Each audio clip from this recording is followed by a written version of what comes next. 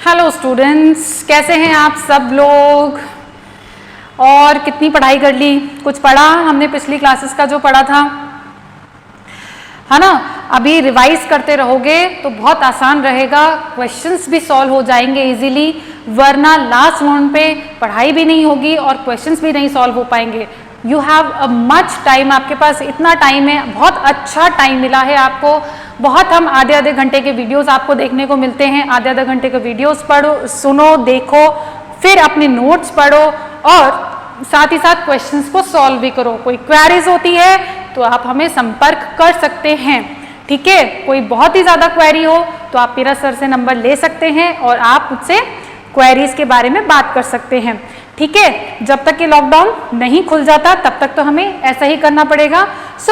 इसका बहुत अच्छे से फायदा उठाते हुए हम आगे बढ़ रहे हैं आज हम पढ़ रहे हैं, हमने रिप्रोडक्टिव सिस्टम के अंदर हमने मादा जनन तंत्र पढ़ लिया था और उसके अंदर हमने ओवरी का स्ट्रक्चर भी पढ़ लिया था। और अगर किसी को थोड़ा सा भी डाउट है तो पिछला वाला दोबारा खोल के देख लो, नोट्स देख लो या साथ में रख लो। अब हम पढ़ने जा रहे हैं कि प्रजनन काल जो है, कशेरुकों में प्रजनन काल जो है उसके अंदर रिप्रोडक्शन जो फेज है वो कब कब आता है, ठीक है। कुछ साइकिल्स चलते हैं, हार्मोनल्स की वजह से, अप एंड डाउन की वजह से क्रमिक कुछ परिवर्तन आते हैं और उस परिवर्तन को हम क्या कहते हैं, कुछ मासिक चक्र, कुछ साइकिल्स कहते हैं। और बेसिकली मैमल्स के अंदर, यानी कि ह्यूमन बींग्स के अंदर, ओनली ह्यूमन बींग्स, मैमल्स के भी अंदर जो प्राइमेट्स हैं, मैमल्स में भी जो है प्राइमेट्स के अंदर एक साइकिल चलता है जिसको हम कहते हैं मासिक चक्र या फिर मेंस्ट्रुएशन भी कहते हैं। और ये किसके अंदर होता है, केवल प्राइमेट स्तनियों में, केवल प्राइमेट स्तनियों में ही देखने को मिलता है यह मासिक चक्र। यह मासिक चक्र जो है, और एक और साइकिल जो होता है जो बाकी स्तनियों में देखने को मिलता है ना, उनको हम कहते हैं मध्य चक्र, यानी कि एस्ट्रस साइकिल कहते हैं। वो हम इसके बाद पढ़ेंगे। तो अभी हम सबसे पहले पढ़ने वाले हैं मासिक चक्र पढ़ने वाले हैं। अब ये जो मासिक चक्र है, ये मासिक चक्र जो बेसिकली 22 से 32 डेज तक का हो सकता है। This is a minimum time, 22 days and the 32 days. अब औसत अगर हम निकालें तो औसत होता है 28 दिन का, ठीक है। अगर हम एवरेज डे देखें तो औसत जो दिन होते हैं वो 28 दिन का ही साइकिल होता है और उसमें कुछ क्रमिक परिवर्तन होते हैं हार्मोन्स के अंदर, वो भी हम डिटेल में देखेंगे। कुछ क्रमिक परिवर्तन होते हैं, ठीक है, और उनको अभी हम डिटेल में देखेंगे। बेसिकली जो मासिक चक्र है इसकी 3 प्रवस्थाएं होती हैं। कितनी होती है? 3 प्रवस्थाएं होती है। सबसे पहली जो प्रवस्था है जिसको हम मेंसेस भी कहते हैं और साथ ही साथ रक्तस्राव प्रावस्था भी कहते हैं। सेकंड जो है हम उसे कहते हैं पूर्व अंडोत्सर्ग प्रावस्था, इसे हम एस्ट्रोजेनिक फेज भी कह सकते हैं, एस्ट्रोजेनिक प्रावस्था भी कह सकते हैं, ठीक है। इसे एस्ट्रोजेनिक प्रावस्था क्यों कहते हैं? क्योंकि यहां पर ये एस्ट्रोजन का बहुत ही रोल प्ले करता है। एस्ट्रोजन यहाँ पे बहुत ही ज्यादा रोल प्ले करता है, इसलिए हम इसे रेस्ट्रोजेनिक फेज भी कह सकते हैं, ठीक है। एस्ट्रोजेनिक नाम किससे पड़ा है? एस्ट्रोजन हार्मोन से नाम पड़ा है। पश्च अंडोत्सर्ग प्रावस्था को हम प्रोजेस्टेरोनिक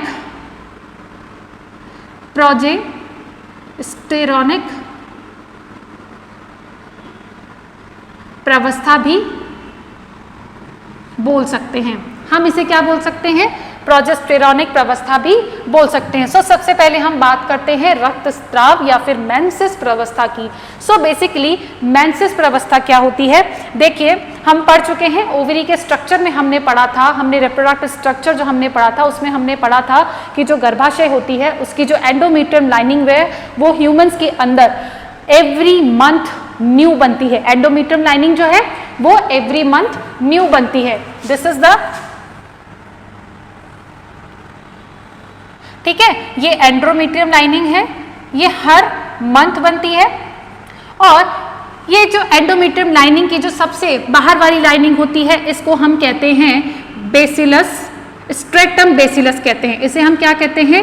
स्ट्रेटम। ये नाम बच्चों आपको ऐसे ही याद करने हैं, स्ट्रेटम बेसिलस।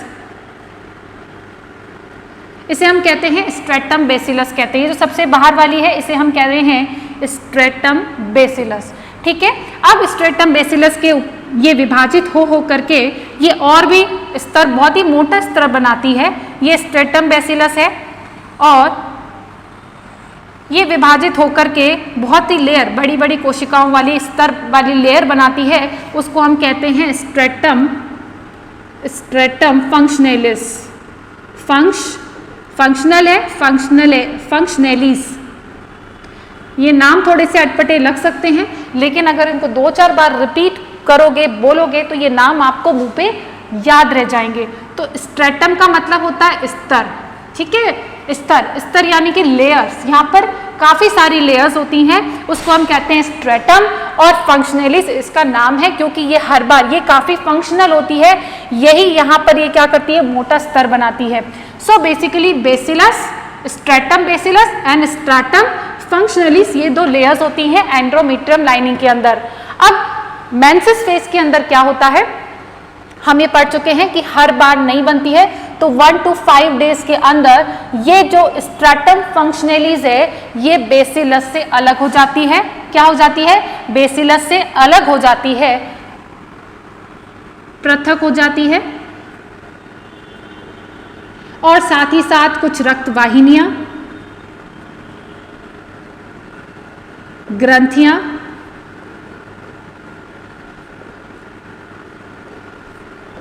श्लेष्म कोशिकाएं, श्लेष्मा उपकला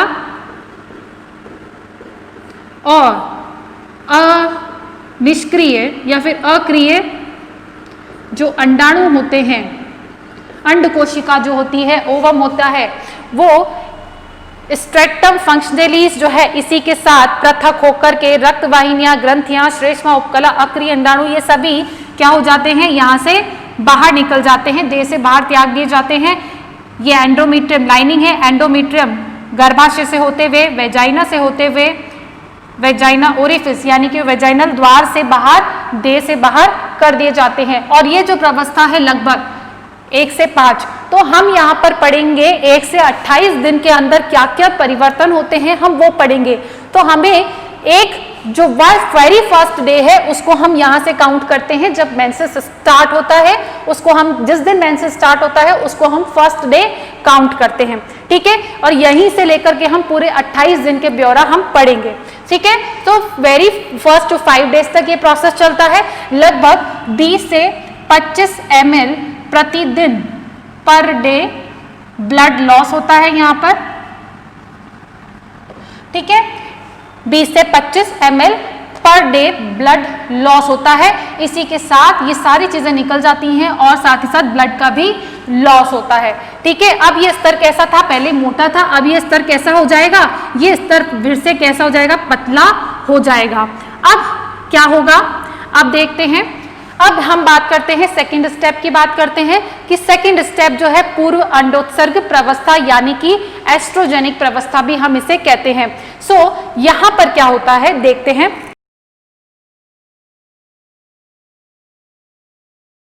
पूर्व अंडोत्सर्ग प्रवस्था को एक और नाम भी दिया जाता है, प्राचुरोद्भवन, जिसे हम प्रोलिफरेशन फेज भी कहते हैं। प्रोलिफरेशन, इसे हम क्या कहते हैं? प्रोलिफरेशन फेज भी, प्राचुरोद्भवन प्रावस्था भी कहते हैं। ठीक है, इसका नाम है पूर्व अंडोत्सर्ग भी कह सकते हैं, एस्ट्रोजेनिक फेज भी कह सकते हैं, प्राचुरोद्भवन। ये तीनों ही जब नाम आएंगे तो आपको कंफ्यूज नहीं होना है, ये तीनों का मतलब एक ही निकलता है। सो बेसिकली यहाँ पर हम बात करेंगे, यहाँ से 1 से 5 तक के दिन की बात कहानी यहाँ हो गई। अब 6th डे से लेकर के हम यहाँ बात करेंगे लगभग 14 दिनों तक की बात करेंगे, 6 से 14 दिनों तक की। अब देखिए यहाँ पर रक्तस्राव के समय, इस प्रावस्था के समय किसी भी हार्मोन, मैंने यहाँ पर हार्मोन्स जो है अलग अलग कलर से डिनोट किए हैं, जिसमें आपको ब्लू कलर जो है प्रोजेस्टेरॉन है, ब्लैक कलर जो है एस्ट्रोजन है, ग्रीन कलर जो है FSH है, और FSH का क्या मतलब है, follicle stimulating hormone, and red colour जिसको मैंने डिनोट किया है वो है ल्यूटिनाइजिंग हार्मोन। अब यहाँ पर इन चारों के हार्मोन्स का हम तालमेल देखेंगे कि ये किस प्रकार से अंडोत्सर्ग में और गर्भधारण में क्या करता है, हेल्प करता है। अब हम बात करते हैं एस्ट्रोजेनिक यानी कि प्रोलिफरेशन फेज की बात करते हैं। 6th डे पर क्या होता है कि यहाँ पर 6th डे में हाइपोथैलेमस जो है GnRH का मतलब हम जानते हैं, मैं आपको पहले भी बता चुकी हूँ, गोनेडोट्रोपिन रिलीज हार्मोन, हाइपोथैलेमस के द्वारा GnRH हार्मोन जो है वो रिलीज किया जाता है। किसको, अग्र पीयूष ग्रंथि को कमांड दिया जाता है GnRH के रूप में, और अग्र पीयूष ग्रंथि जो है वो 2 हार्मोन्स का क्या करती है, स्त्रावण करती है।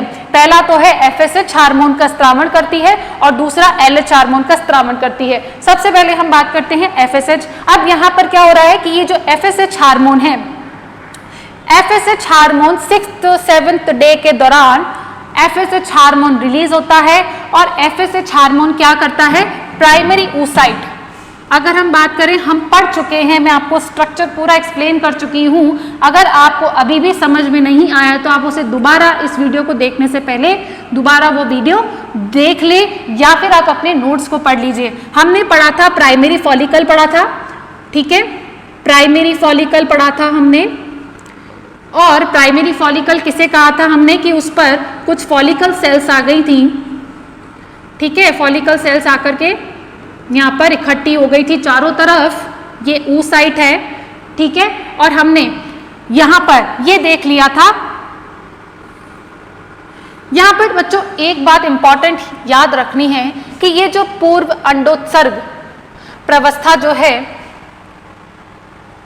यहाँ पर प्राइमरी फॉलिकल परिवर्तित होती है। हमने पढ़ा था कि ये सारे के सारे जो हैं ये एक क्रमिक इनमें परिवर्तन होता है, प्राइमरी फॉलिकल बनता है, सेकेंडरी फॉलिकल बनता है, फिर टर्शरी फॉलिकल बनता है, और लास्ट में जाकर के बनता है ग्राफियन फॉलिकल बनता है, ठीक है। सो अब यहाँ पर परिवर्तन होना स्टार्ट हो जाएगा वेरी 6th डे, किसकी मदद से, जब FSH यहाँ पर रिलीज होगा।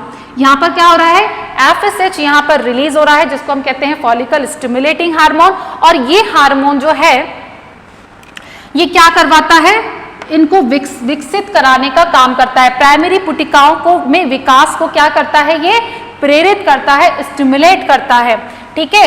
अब ये प्राइमरी फॉलिकल से सेकेंडरी में बदलेंगी और टर्शरी में बदलेंगी, और साथ ही साथ यहाँ पर क्या हो रहा है कि FSH हार्मोन की वजह से यहाँ पर ये पुटिकाएं क्या हो रही हैं, विकसित होती जा रही है। साथ ही साथ अब यहाँ पर क्या होगा कि जब ये विकसित होने लगेंगी तो कुछ मात्रा में यहाँ पर एस्ट्रोजन जो है वो रिलीज होगा, अंडाशय के द्वारा एस्ट्रोजन जो होगा वो रिलीज होगा, और एस्ट्रोजन जो है जैसे ही रिलीज होगा, ठीक है, इसकी मात्रा जैसे जैसे बढ़ती जाएगी ये रिलीज होगा, और ये क्या करेगा, यहाँ पर देखिए कि अंडाशय, ये पुटिकाओं के द्वारा क्या हो रहा है, एस्ट्रोजन और इनहिबिन हार्मोन का स्त्रावण होगा। अब यहाँ पर आपको अभी इनहिबिन को भूल जाइए, पहले हम देखेंगे कि एस्ट्रोजन क्या करता है। यहाँ पर 6th डे से क्या स्टार्ट हो जाता है, FSH आ जाता है। FSH का काम क्या रहता है, पुटिकाओं को विकसित करने के लिए प्रेरित करना, ठीक है, ताकि वो ग्राफियन फॉलिकल में कन्वर्ट हो जाए। और साथ ही साथ जब वो कन्वर्ट हो रही होती है तो साथ ही साथ क्या होता है, एस्ट्रोजन हार्मोन भी रिलीज होता है। ये एस्ट्रोजन हार्मोन जो है जब रिलीज होता है तो ये क्या करता है, ये एस्ट्रोजन हार्मोन जब रिलीज होता है तो ये इसकी सांद्रता जैसे बढ़ जाती है तो ये क्या करता है, ये हाइपोथैलेमस को क्या करता है, पॉजिटिव फीडबैक देता है। क्या देता है, पॉजिटिव फीडबैक देता है कि ये कहता है कि तुम ये hormone FSH hormone, gonadotropin hormone जो है और रिलीज करो, जिसकी वजह से FSH हार्मोन जो है ये और भी ज्यादा रिलीज होने लग जाता है। अब इसकी एस्ट्रोजन की जैसे जैसे मात्रा बढ़ती है ये पॉजिटिव फीडबैक देता है, ठीक है, क्या करता है, पॉजिटिव फीडबैक देता है, और क्या करता है, FSH हार्मोन को और रिलीज करने के लिए कहता है। अब FSH हार्मोन अब और भी मात्रा इसकी बढ़ जाती है। अब जैसे जैसे इसकी FSH की मात्रा, अब आप देख रहे होंगे कि यहाँ पर एस्ट्रोजन की मात्रा भी बढ़ती जा रही है, 6 से 8, 8 से 10, 12 दिनों तक ये क्या बढ़ती जा रही है, देखिए एस्ट्रोजन की मात्रा क्या होती जाती है, बढ़ती जा रही है। और साथ ही साथ यहाँ देखिए FSH की मात्रा भी बढ़ रही है। ठीक है, देख रहे हैं ना आप लोग कि एस्ट्रोजन के साथ साथ कुछ मात्रा में FSH भी बढ़ रहा है। ठीक है, अब जैसे ही FSH की मात्रा बढ़ने लगती है, ये भी क्या करता है कि अब जो फॉलिकल से जो पुटिकाएं हैं, प्राइमरी पुटिका से सेकेंडरी फॉलिकल, सेकेंडरी से टर्शरी और अल्टीमेटली ये किसमें कन्वर्ट हो जाता है, ग्राफियन में कन्वर्ट हो जाता है, ग्राफियन फॉलिकल में कन्वर्ट हो जाता है जब ये पॉजिटिव फीडबैक देता है। ठीक है, क्योंकि पॉजिटिव फीडबैक देने की वजह से FSH हार्मोन की मात्रा और ज्यादा बढ़ जाएगी और FSH का काम क्या रहता है, ग्राफियन फॉलिकल में कन्वर्ट करना प्राइमरी पुटिका को। ठीक है, सो ये इसका काम होता है और ये सारा काम कब हो रहा है, इस प्रावस्था में, प्राचुरोद्भवन प्रावस्था में। अब यहाँ पर एस्ट्रोजन के क्या काम होते हैं, ये देखिए कि जब यहाँ पर एस्ट्रोजन रिलीज हो रहा है, इस प्रावस्था में एस्ट्रोजन रिलीज हो रहा है और ये एस्ट्रोजन क्या करवा रहा है कि ये गर्भाशय में जो स्ट्रेटम बेसिलस था वो विभाजित होकर के क्या कर रही है, स्ट्रेटम, इसको मैं शॉर्ट में लिख रही हूं STR, स्ट्रेटम फंक्शनलिस में कन्वर्ट हो रही है। ये नाम आपको अटपटे लगेंगे लेकिन इनको आप बार बार पढ़ेंगे तो कोई दिक्कत नहीं होगी, सो परेशान मत होना कि हाँ कैसे नाम है, हम कैसे याद रखेंगे। ठीक है, तो इनमें कोई दिक्कत नहीं है, दोबारा 2-4 बार इनको पढ़ोगे ये नाम याद हो जाएंगे। तो स्ट्रेटम बेसिलस विभाजित होकर के क्या बनाती है, स्ट्रेटम फंक्शनलिस बनाती है। साथ ही साथ यहाँ पर रक्त वाहिनियां जो हैं वो शाखित होने लग जाती हैं, शाखित होकर के बढ़ने लग जाती है, यहाँ पर परिसंचरण भी बढ़ने लग जाता है, रक्त वाहिनियां बढ़ने लग जाती हैं, मायोमेट्री। अब यहाँ पर गर्भाशय की जो आंतरिक अंत स्तर है यानी कि एंडोमेट्रियम है वो क्या हो रही है, डेवलप होती जा रही है, वहां पर रक्त वाहिनियां भी बढ़ती जा रही हैं। ठीक है, सो ये काम होता है एस्ट्रोजन का, इसीलिए इस प्रावस्था को हम क्या कह सकते हैं, एस्ट्रोजेनिक फेज भी कहते हैं। ठीक है, अब यहाँ पर क्या हो रहा है कि जैसे जैसे अब यहाँ पर एस्ट्रोजन की मात्रा भी बढ़ जाएगी, जैसे ही ग्राफियन फॉलिकल कन्वर्ट हुआ,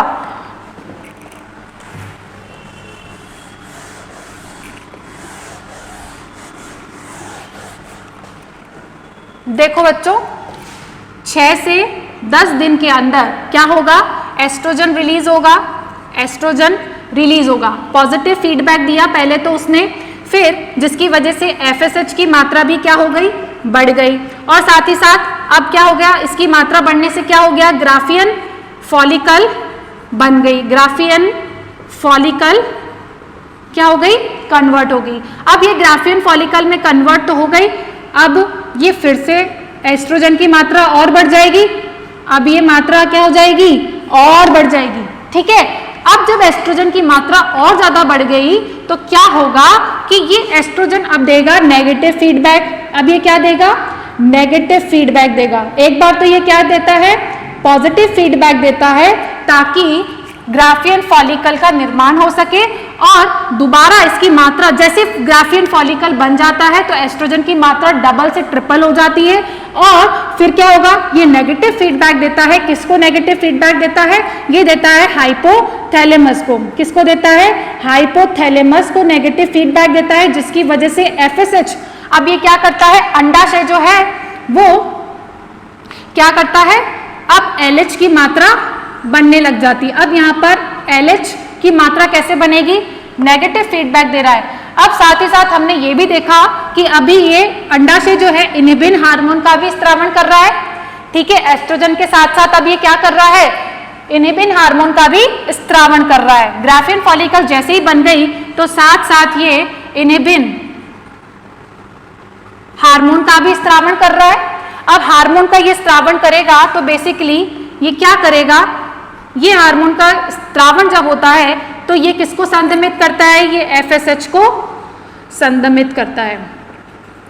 अब ये क्या करेगा,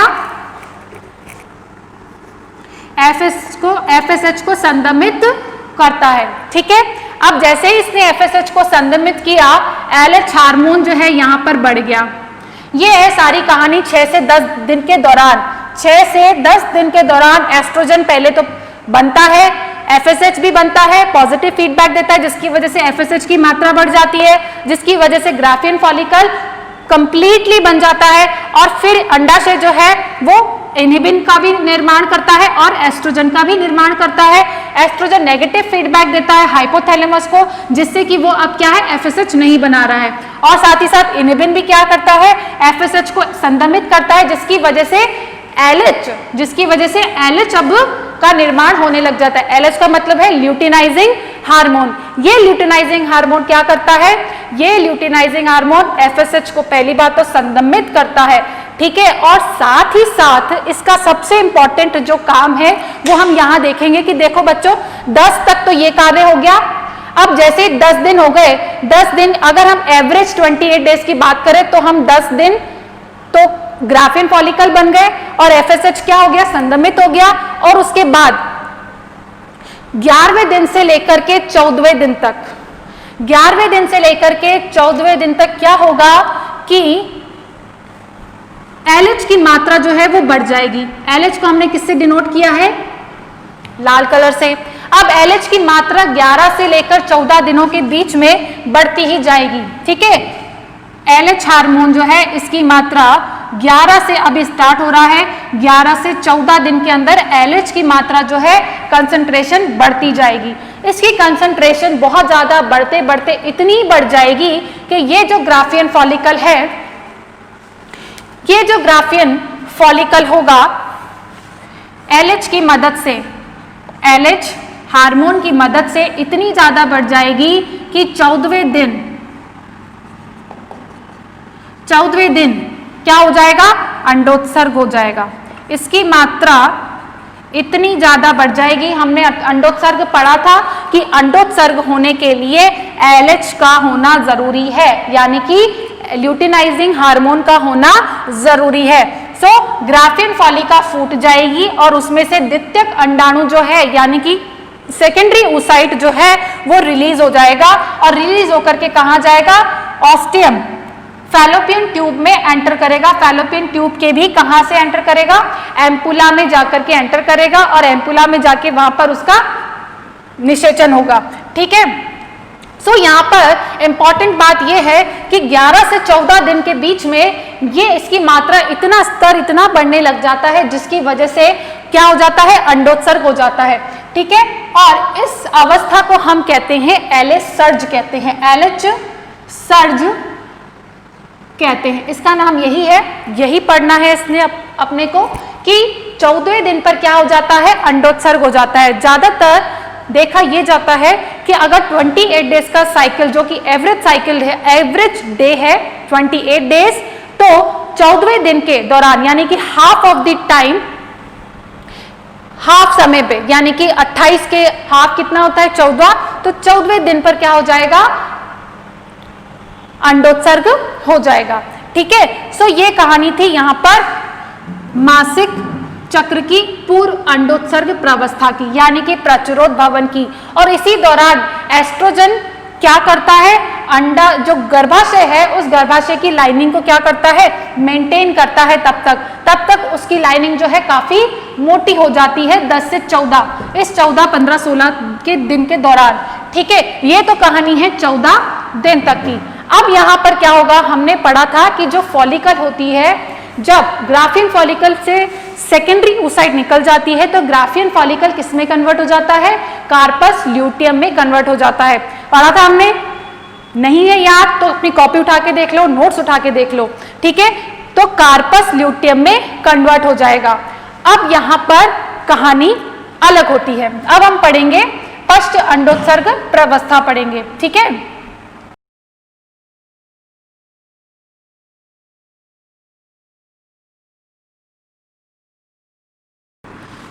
अब हम पढ़ने जा रहे हैं, सबसे लास्ट फेज है पश्च अंडोत्सर्ग। 14वें दिन तक क्या हो गया, 6 से 10 दिन में तो क्या हो गया, ग्राफियन फॉलिकल में कन्वर्ट हो गया। 11 से 14 के बीच क्या हो गया, एले सर्ज हुआ, जिसकी वजह से क्या हो गया, 14वें दिन क्या हो गया, अंडोत्सर्ग हो गया। ठीक है, सो ये कहानी थी सेकंड स्टेज की। अब हम पढ़ रहे हैं फाइनल स्टेज, जिसको हम कहते हैं पश्च अंडोत्सर्ग प्रवस्था कहते हैं, और इसे हम स्त्रावण प्रवस्था भी कह सकते हैं। ठीक है, अब हम देखते हैं कि अंडोत्सर्ग के बाद अब क्या होना चाहिए। अंडोत्सर्ग के बाद या तो होगा निषेचन और या तो नहीं होगा। दो कंडीशंस हैं। पहली कंडीशन है कि अगर निषेचन नहीं होता है तो क्या होगा। सो सबसे पहले देख लेते हैं, अगर निषेचन ना हो तो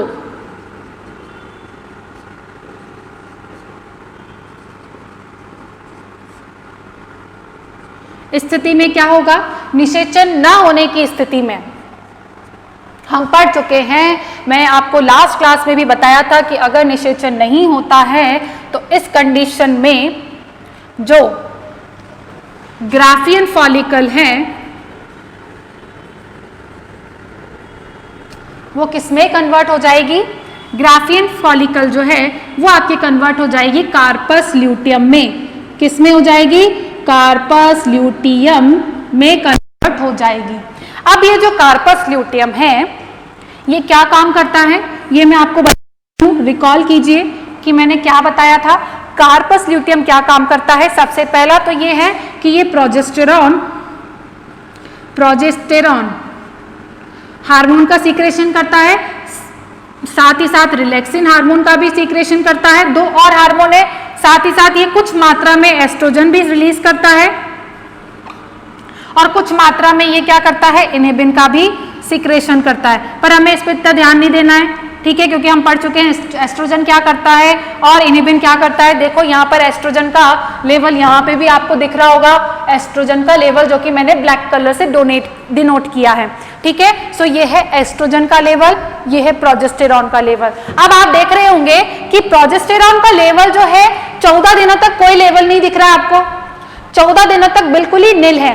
क्या है, प्रोजेस्टेरॉन, क्योंकि प्रोजेस्टेरॉन जो है वो कब रिलीज होता है, जब ग्राफियन फॉलिकल है किसमें कन्वर्ट हो जाता है, कार्पस ल्यूटियम में कन्वर्ट हो जाता है। जैसे ही 14वें दिन पर कार्पस ल्यूटियम बनना स्टार्ट होता है, उसके 9 दिन के बाद ये प्रोजेस्टेरॉन देखो यहाँ पर आके 20 से 22वें दिन के बीच में इसकी मात्रा काफी बढ़ जाती है।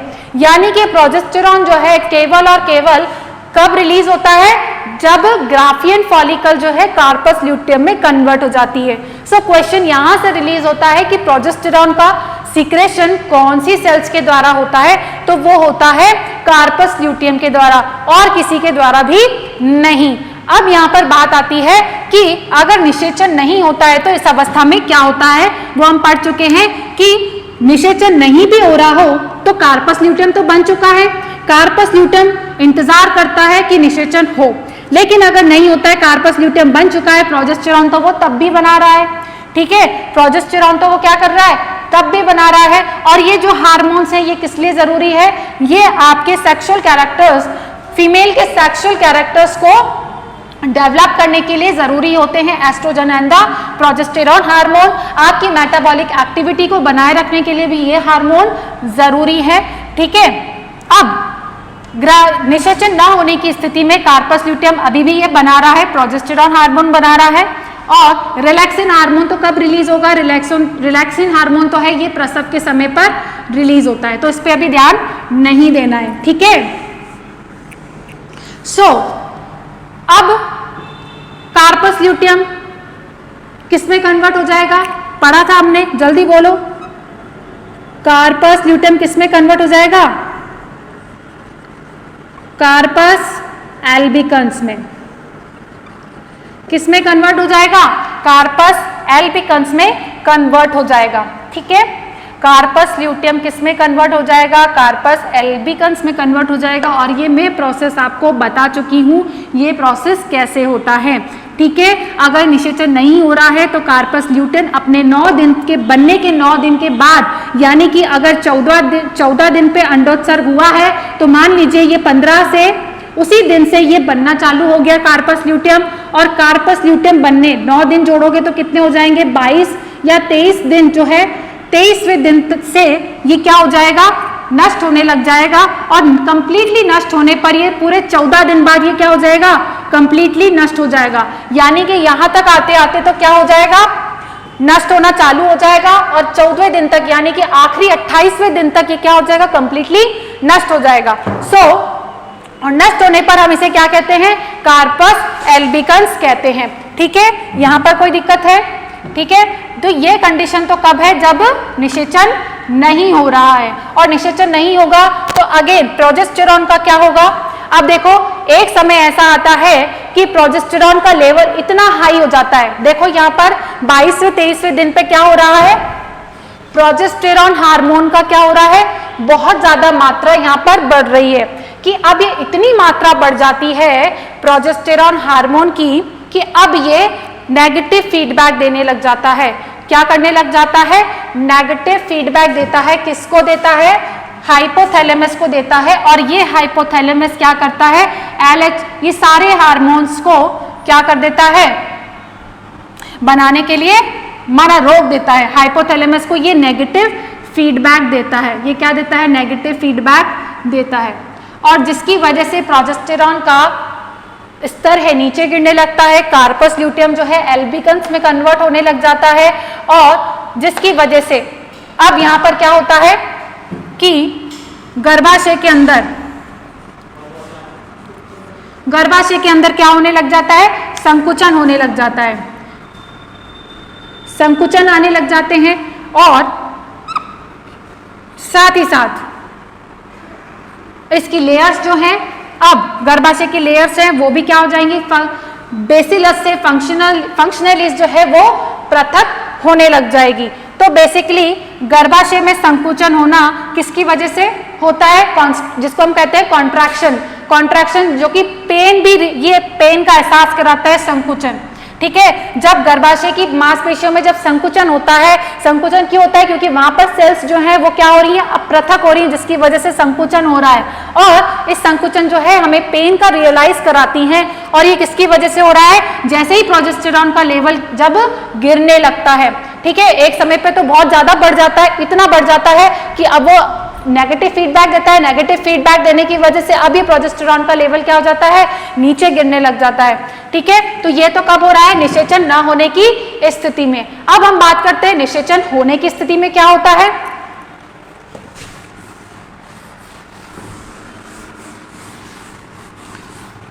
अब देखिए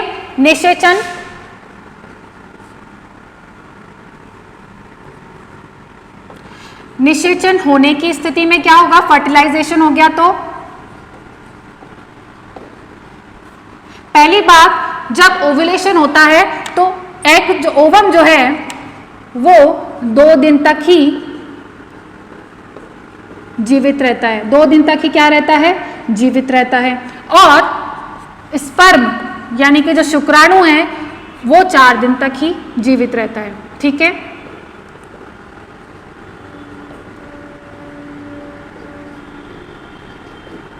क्या रहता है, 4 दिन तक ही जीवित रह पाता है। यानी कि 14वें दिन पर हुआ है तो अगले 2 दिनों में क्या हो जाना चाहिए, निषेचन हो जाना चाहिए। ठीक है, और अगर निषेचन होने की स्थिति में क्या होगा, निषेचन हो गया तो कार्पस ल्यूटियम जो है, corpus luteum as it is बनी रहेगी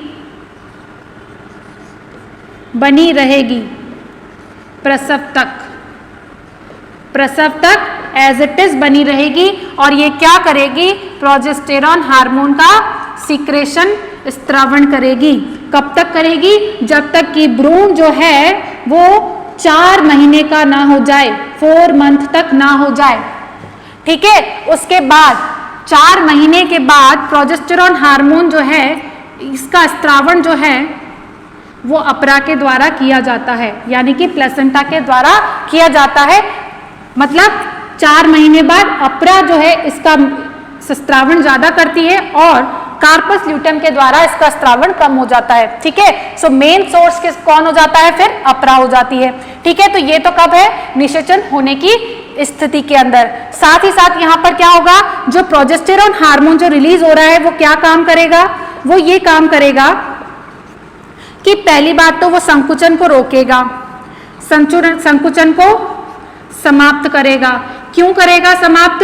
अगर संकुचन को समाप्त करेगा इससे क्या होगा कि गर्भाशय जो है वो स्थिर रहेगा, स्थिर रहने की वजह से भ्रूण भी स्थिर रहेगा और जिसकी वजह से आरोपण जो है, इम्प्लांटेशन जो है भ्रूण का, वो भी आसानी से हो पाएगा, इजीली हो पाएगा। सो प्रोजेस्टेरॉन और क्या काम करेगा कि वो एंडोमेट्रियम लाइनिंग को क्या करेगा और स्ट्रॉन्ग बनाएगा, एंडोमेट्रियम लाइनिंग को। साथ ही साथ संकुचन को भी क्या करेगा, समाप्त करेगा। सो ये तो होता है निषेचन होने की स्थिति में, ठीक है। और प्रोजेस्टेरॉन हार्मोन जो है वो बना रहता है, मेंटेन रहता है, ऐसा नहीं रहता है कि बहुत ज्यादा मात्रा में बन रहा हो, लेकिन ये मेंटेन रहता है थ्रू आउट द प्रसव, प्रेगनेंसी के दौरान ये बना रहता है। और ये प्रेगनेंसी जो है ये मेंटेन किसकी वजह से रहती है, प्रोजेस्टेरॉन हार्मोन की वजह से रहती है, इसीलिए इसको कहा जाता है प्रेगनेंसी हार्मोन भी कहा जाता है। कई बार क्वेश्चन सीधा सीधा भी आ सकता है कि ह्यूमंस के अंदर प्रेगनेंसी हार्मोन किसको कहा जाता है, तो वो हम कहेंगे प्रोजेस्टेरॉन को, ठीक है। प्रोजेस्टेरॉन को हम क्या कहते हैं, प्रेगनेंसी हार्मोन भी कहते हैं। प्रोजेस्टेरॉन को हम प्रेगनेंसी हार्मोन भी कहा जाता है, ठीक है।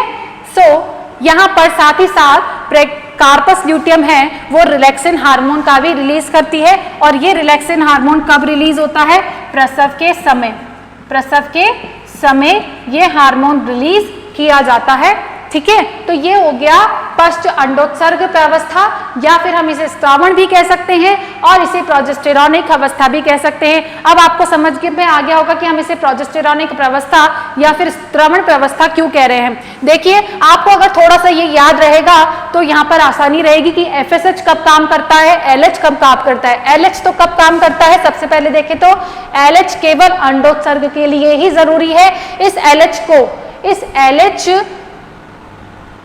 LH के लिए ये कब रिलीज होगा, जब FSH संदमित होगा।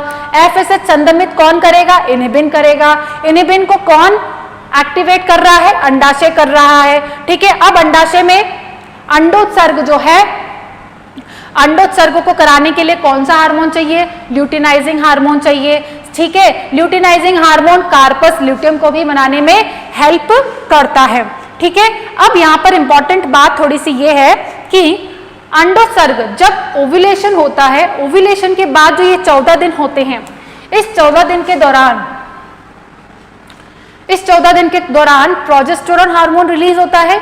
और इस प्रोजेस्टेरॉन हार्मोन का कार्य क्या रहता है, सबसे इंपॉर्टेंट कार्य ये रहता है कि ये किसी दूसरी अन्य फॉलिकल यानी कि पुटिका का, प्राथमिक पुटिका से कोई दूसरी ग्राफियन फॉलिकल नहीं बनती है। इस अवस्था के दौरान यानी कि मान लीजिए प्रेगनेंसी के दौरान भी और इन 14 दिनों के दौरान भी अगर निषेचन ना हो तब भी, और निषेचन ना हो तो ये 14 दिन में भी दूसरी ग्राफियन फॉलिकल नहीं विकसित होती है, ठीक है। और अगर प्रेगनेंसी कंसीव हो जाती है तो प्रेगनेंसी के दौरान भी प्रोजेस्टेरॉन का ये काम रहता है कि वो प्राइमरी फॉलिकल्स को ग्राफियन फॉलिकल्स में बनने से रोकती है। तो ये काम होता है प्रोजेस्टेरॉन का, ठीक है। और साथ ही साथ सबसे खास बात यहाँ पर ये है कि जब प्राइमरी फॉलिकल्स बनती हैं तो प्राइमरी फॉलिकल्स से जब ग्राफियन फॉलिकल्स बनती है तो एक नहीं बहुत सारी कोशिकाएं हैं जो कि क्या बनने की कोशिश करती हैं, ग्राफियन फॉलिकल में कन्वर्ट होने की कोशिश करती हैं, लेकिन उनमें से कोई एक ही ग्राफियन फॉलिकल में क्या होती है, कन्वर्ट होती है। बाकी सारी सेल्स जो हैं वो क्या हो जाती हैं, नष्ट हो जाती हैं। और उस प्रोसेस को हम कहते हैं आट्रेशिया कहते हैं, ठीक है। क्या कहते हैं, आट्रेशिया प्रोसेस कहते हैं, जिसकी वजह से ये सेल्स जो है नष्ट हो जाती हैं बाकी वाली, ठीक है। सो अब यहाँ पर हमने ये पढ़ लिया मासिक चक्र के बारे में, ठीक है। इसको एक बार पढ़िएगा, समझिएगा, यहाँ पर ज्यादा कंफ्यूज होने की जरूरत नहीं है, ठीक है। FSH क्या करता है, अंडोत्सर्ग क्या करता है, अंडोत्सर्ग कब होता है, और ये क्या कार्य करता है, अंडाशय का काम क्या रहता है, एस्ट्रोजन हार्मोन और इनिबिन का हार्मोन। क्योंकि एस्ट्रोजन किसकी वजह से रिलीज होता है, एस्ट्रोजन रिलीज होता है थीका इंटरना की वजह से। और थीका इंटरना किसकी सेल्स है, ये अंडाशय की सेल्स है। तो यहाँ कंफ्यूज नहीं होना है कि थीका इंटरना किसकी सेल्स है, थीका इंटरना एस्ट्रोजन बना रही है और ये किसकी सेल्स है,